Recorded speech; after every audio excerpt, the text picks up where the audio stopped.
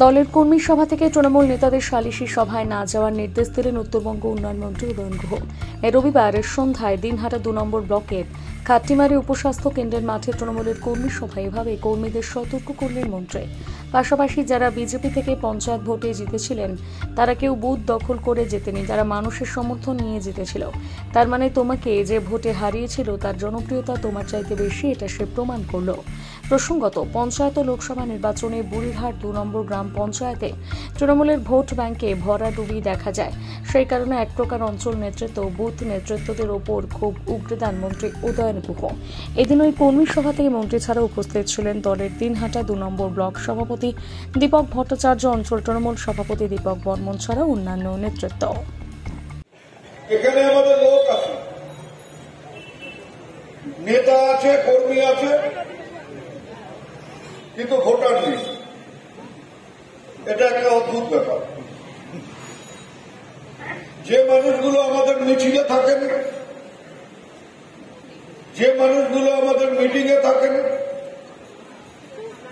যারা প্রতিনিয়ত আমাদের প্রতিশ্রুতি দেন, তারা ভোটের সময় ভোট দেন না। এই যে ধাঁধাটা, সেটাকে বের করতে হবে। আপনারা সবাই জানেন, এই খট্টিমারি স্কুলের মাঠে একটি সভা করে আমি সেদিন বলেছিলাম, যদি বাসন্তীহাট থেকে খট্টিমারি পর্যন্ত রাস্তা করতে না পারি তাহলে জীবনে কখনো ভোট চাইতে আসবে না। গত পঞ্চায়েত নির্বাচনের আগেই এই রাস্তার কাজ আমরা শেষ করি। তারপরেও আমরা অবাক হয়ে দেখেছিলাম, পঞ্চায়েত নির্বাচনে খট্টিমারিতে যে দুটো বুথ, সেই দুটো বুথেই আমরা পরাজিত হই। ২৪-এর লোকসভা নির্বাচনে আমরা অনেক লড়াই করে, সংগ্রাম করে দিনহাটা বিধানসভায় জয়ী হই ১৮,০০০ ভোটে, এবং কুচবিহার আসন, যেটা ১৯ সালে আমরা পরাজিত হয়েছিলাম, সেই আসনটাকে আমরা পুনরুদ্ধার করতে পারি। নিশীথ প্রামাণিকের মতন একজন মানুষ, যিনি ভোটে জিতে আর মানুষের খোঁজ রাখেন না, যিনি ভোটে জেতার পরে মানুষের সাথে যোগাযোগ রাখেন না, যার বাড়িতে সাধারণ মানুষ তো দূরের কথা। সেদিন শুনছিলাম একজন সাধু মহারাজ, তিনি ওই নিশীথ প্রামাণিকের সাথে দেখা করতে তার বাড়িতে গিয়ে 5 ঘন্টা তাকে বসে থাকতে হয়েছিল। পরবর্তীকালে না দেখা করে তিনি ওখান থেকে চলে গেছেন। তাই আমাদের নেতারা, স্থানীয় নেতারা, কর্মীরা, তারা মানুষের সাথে যোগাযোগ রাখেন না, মানুষের খোঁজ খবর রাখেন না। কথাবার্তা, চাল চলন দেখে মনে হয় যে নবাবের বেটা, কথাবার্তা, চাল চলন দেখে মনে হয় জমিদারের বেটা। এমন তাদের কথাবার্তা, এমন তাদের ভাব, মনে হয় যেন মানুষকে মানুষ বলে মনে করে।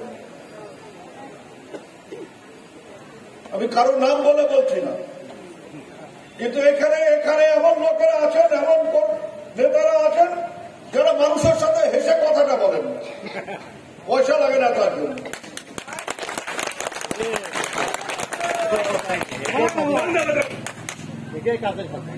এমনও আছে, বারবার বলে দিয়েছি, কোন সালিসিতে যাওয়ার দরকার নেই। যদি দুই পক্ষ আসে, দুই পক্ষ এসে যদি আপনাকে অনুরোধ করে তবে আপনি সালিসিতে যাবেন, নাহলে সালিসিতে যাবেন না। তারপরেও নেতারা সালিসিতে যায়, তারপরেও জমি নিয়ে কাজিয়ায় যায়, তারপরেও ছেলে মেয়ের বিয়ে, সেই সমস্যা মেটানোর জন্য সেই বাড়িতে যায়, গিয়ে বিয়ের খরচের জন্য টাকা নেয়, সেই বিয়ে টেকে না, সেই বিয়ে ভাঙে, তখন মেয়ের মা বাবা যখন বলে তোমার টাকা দিলাম এই বিয়ে টিকলো না, ছেলে পালিয়ে গেল, তখন সেই টাকাও ফেরত দেয় না। এটা নেতা?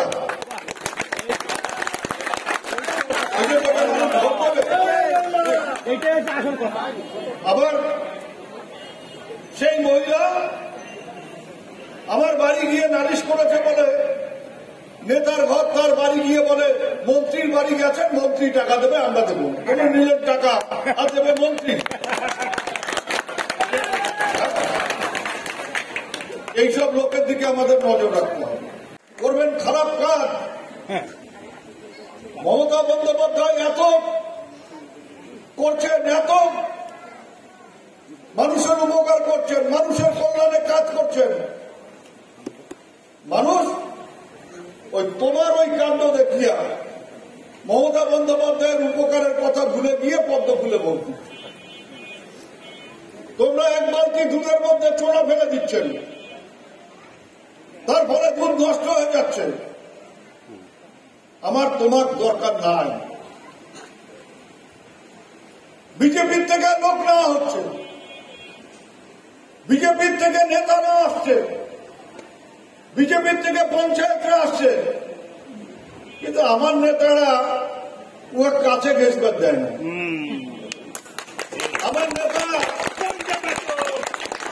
আমার নেতাদের চিন্তা কি, ওই যে কয়েক মাস চালিয়ে আসলো পঞ্চায়েতি,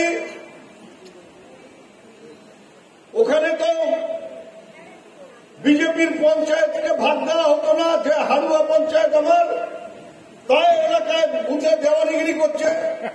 এখন পঞ্চায়েত আসার পরে দেখে যে পঞ্চায়েত তো আবার ওই সব নিয়ে বিলি বন্টন পঞ্চায়েত করছে, তাহলে তো আমার দেওয়ানিগিরি চলে যায়, তাহলে আর ওই পঞ্চায়েতকে কাছে ঘেঁষতে দেওয়া যাবে না, এসব চলবে।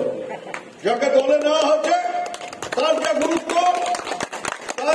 তার যা কাজ, সেই কাজ তাকে করতে দিতে হবে। তোমার কাজ তুমি করো, তার সাথে মিলেমিশে আলোচনা করে করো, কিন্তু মনে করবো একটা কথা মাথায় রাখতে হবে, এখানে যে বিজেপির থেকে যারা জিতেছিল তারা কিন্তু কেউ বুথ দখল করে যেতে নেই, তারা মানুষের সমর্থন নিয়ে জিতেছিল। তার মানে তোমাকে যে ভোটে হারালো তার জনপ্রিয়তা তোমার চাইতে বেশি, এটা সে প্রমাণ করবে।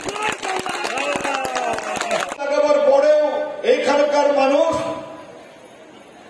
আমাদের ভোট দেন, বাড়িতে বাড়িতে,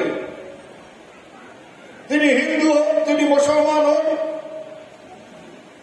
মহিলারা লক্ষ্মীর ভান্ডারের টাকা পাচ্ছেন। গত লোকসভা নির্বাচন হল 19 এপ্রিল,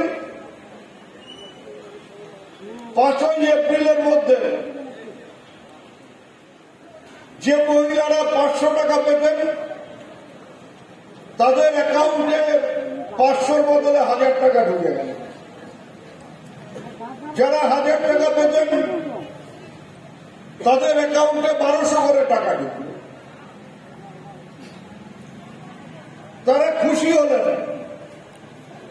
তারা আনন্দিত হলেন, কিন্তু ভোট দিতে গিয়ে ওই তার মনে হলো যে ভোটটা বোধহয় তো পদ্ম ফুলে দিলে হিন্দু ধর্মটা শক্তিশালী হবে, তারা ভোটটা দিলেন পদ্ম ফুল।